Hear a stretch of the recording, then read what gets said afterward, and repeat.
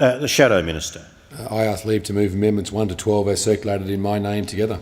Is leave granted? Leave is granted. I move amendments 1 to 12 as circulated in my name together. Thank you. Shadow Minister.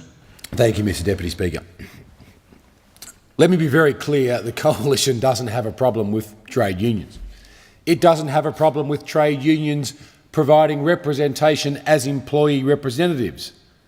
We simply hold to one enduring principle, that is, when it comes to appointments made for Commonwealth bodies, those appointments should be made by elected officials who are accountable at the ballot box, and decisions should not be made by non-elected, unaccountable officials.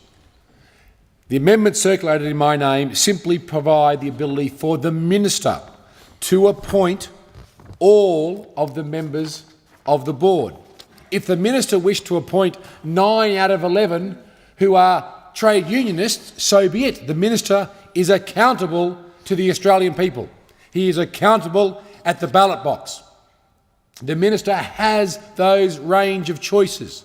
This is not about whether trade unionists should seek to represent or be the employee representatives, although one has to argue with the public service only 41% unionised, why all the employee representatives would be from the ACTU. But let's park that. This is not about whether the ACTU should or could, can or would, must or mustn't.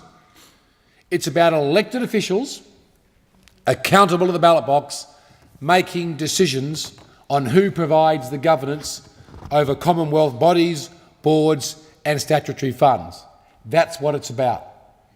The Coalition patently objects to a body such as the ACTU having the power to provide 3 members that it appoints, with or without consultations, neither here nor there, that it appoints to the board, that only it can remove, not the accountable elected minister, but an unelected, unaccountable position, the President of the ACTU, and that a quorum of this Commonwealth body is 9 rather than 11, and I challenge the Minister to give me any other commensurate board where a quorum is something like 80 to 90% of its members, unelected governance board people on that board by the President of the ACTU should not be in a position to disallow quorum in a board. Now, the Minister says it won't happen, and I take him at his word. He's a decent chap. However, is there the potential? That is the question. Legislation in this place must meet many purposes. One of them is to do no harm, not to put in place a procedure or a policy that establishes a position where harm can be done. Allowing an unelected body to put in place members that a minister can't remove that can withdraw quorum is not good public policy. The amendments are quite simple.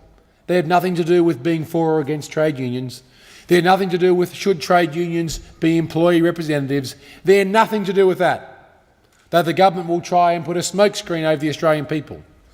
They are simply about the precedent that a Minister of the Crown, an elected official, accountable to the nation at this dispatch box and at the ballot box, that Minister should be appointing people through his remit as a minister, and it shouldn't be delegated to the privileged few. The amendments stand.